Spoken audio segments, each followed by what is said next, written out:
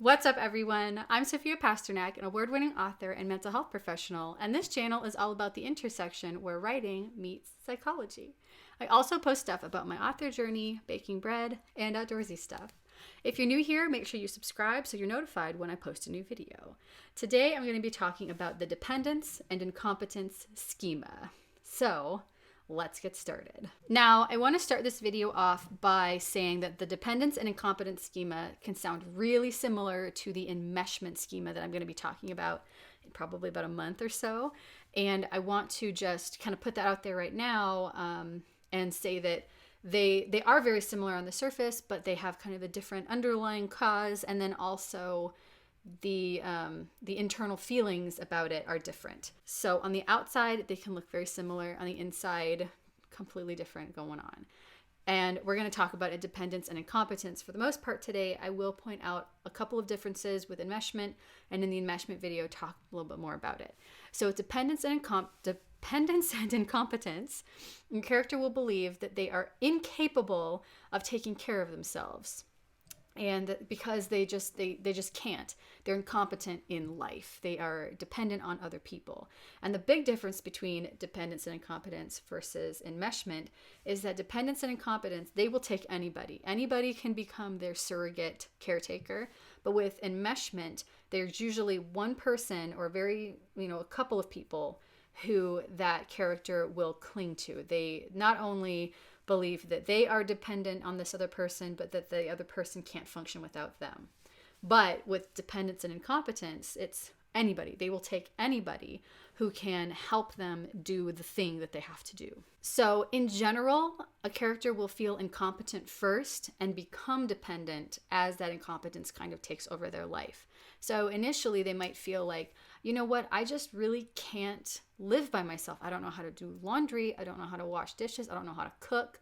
And so they will perhaps get a roommate who is very competent in that area and just be very clingy to that roommate. Even if the roommate is garbage, they will still stay with them because, well, if they leave, nobody's going to be able to cook or clean or do laundry or anything. And if if something breaks in the house, it can be catastrophic because they have no idea what to do.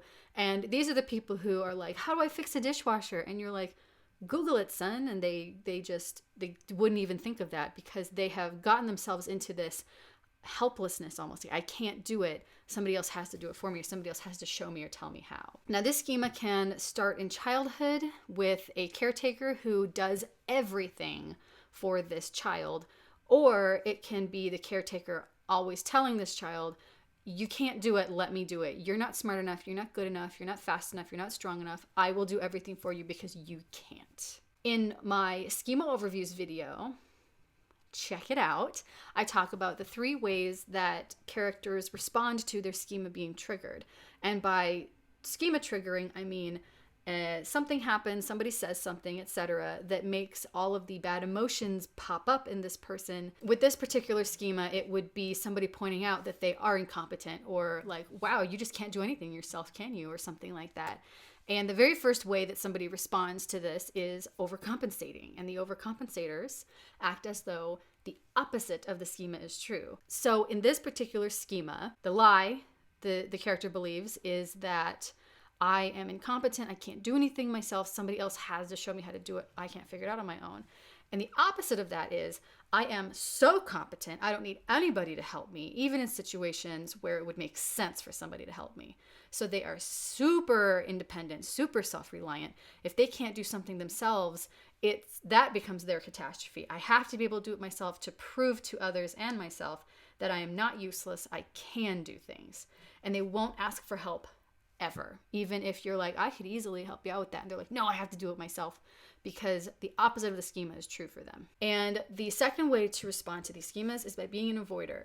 And the avoiders act as though the schema doesn't even exist. It's not there. They will arrange their entire lives so that the schema will not be triggered. Now, this for them, for the dependence and incompetence schema, takes the shape of like real big procrastination, because they know they're not going to be able to make this decision or do this thing, so they will just procrastinate on it and they won't do it and they won't do it, because to them, the second I try to do it, my incompetence is going to come out, so I'm just going to put it off, and they'll put it off and put it off and put it off. They will also, they'll kind of avoid adulting. So I'm not going to check my mail. I'm not going to check my email.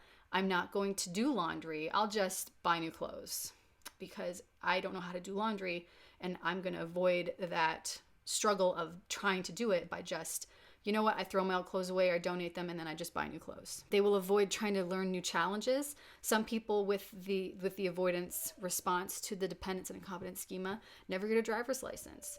If you can hear my son yodeling, sorry. The tough thing about this whole COVID whatever is that I have to share my space with my family now. Because they avoid it because they don't think that they will be able to do it, even if they totally can.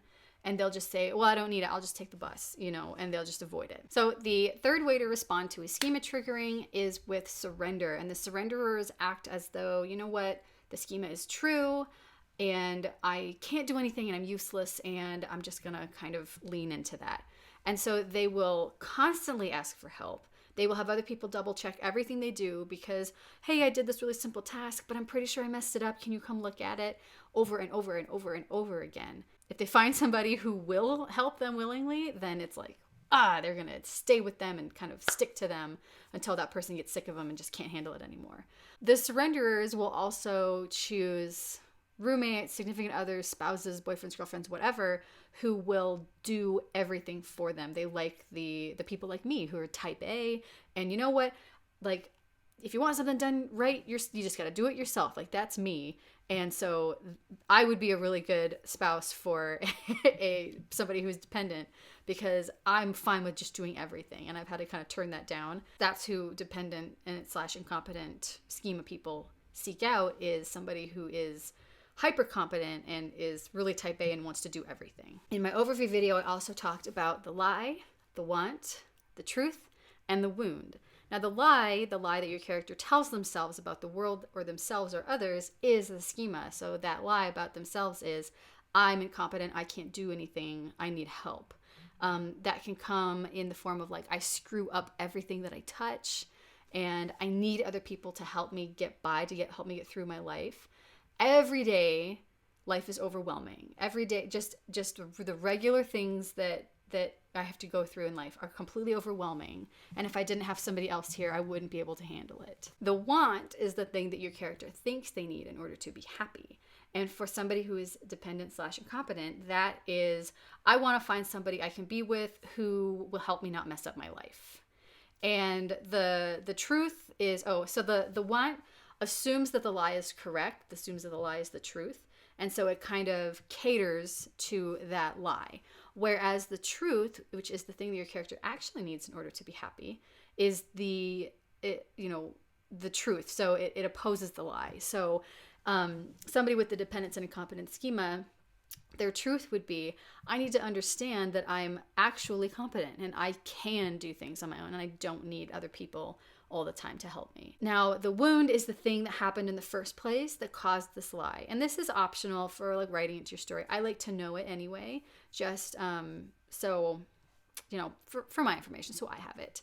And for this particular schema, the wound can be a hypercritical parent when they were, or caretaker when they were children that never let them do anything because they always messed it up, or saying to them, you can't do it because you're too stupid or you're too slow or you're too irresponsible or you don't pay attention. And so that kind of got into their head and got locked in and they carried it into adulthood. Okay, this is the point in the video where you get your Word document or your Post-it notes or your sidewalk chalk or whatever and get ready to write some stuff down. The first thing I want you to write down is your main character's relationship with their lie.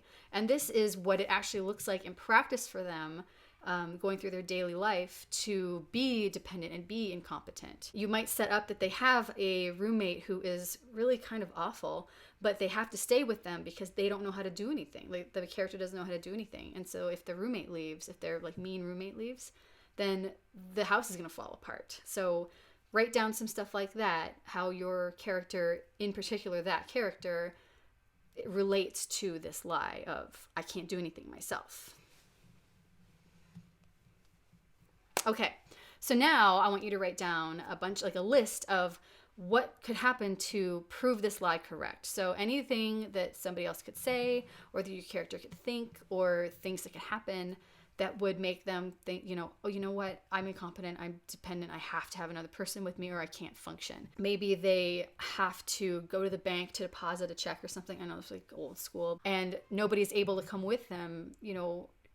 That could be, I can't do it because I don't know how to, and I can't figure it out. And where do I go and where do I walk? And they freak out in the middle of the bank and have to walk out and they never deposit the check. So that could happen.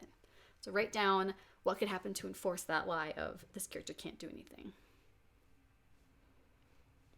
Okay, and now write down what could happen that challenges that lie. So the character is stranded somewhere and there's nobody who can help them and they have to get out of this situation.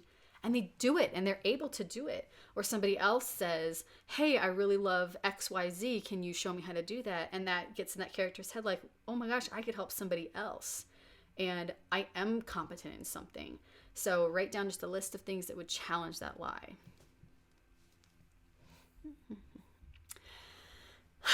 Do you get it? Great. Don't throw it away. Save it. Don't hose off that sidewalk that you wrote it on, because when you are in the middle of Act 2 and you don't know what to do next, and like, what am I even going to make my character go through or do to get them, toward the climax, pull this list out and write a scene with one of those things in it, the things that enforce the lie or things that reject the lie. And if you want to keep it in your manuscript, like, go for it. If not, it could just be an exercise to kind of shake your brain up. But either way, when you're doing like the fun and games part of your story, everything should either enforce that lie or disprove that lie for character development. And as we near the ending, you want to do more and more things that disprove the lie and kind of hold up that truth of, no, I can do things on my own. All right. That is it. That is the end of the character therapy schema of dependence and incompetence. And remember, it is a little bit different from enmeshment, because dependence and incompetence, those people will take anybody who will show them how to do the thing, whereas enmeshment, it's just one other person who you are kind of stuck to, and you have to have them do the thing for you because they're the only ones who know. So if you like this video, please leave it a like so I know to make more like it in the future. Don't forget to subscribe and leave a comment. And if you really love this video, please share it with a friend who might love it too. I know that I'm not the only writer out there who's a total nerd for story theory and character arcs and stuff like that. So if you know somebody in your life who might like this and kind of a deeper dive into characters, tell them about me, please. And if you want to get in touch with me somehow, I've got social media up the wazoo, or you could just comment here. I would love to hear from you.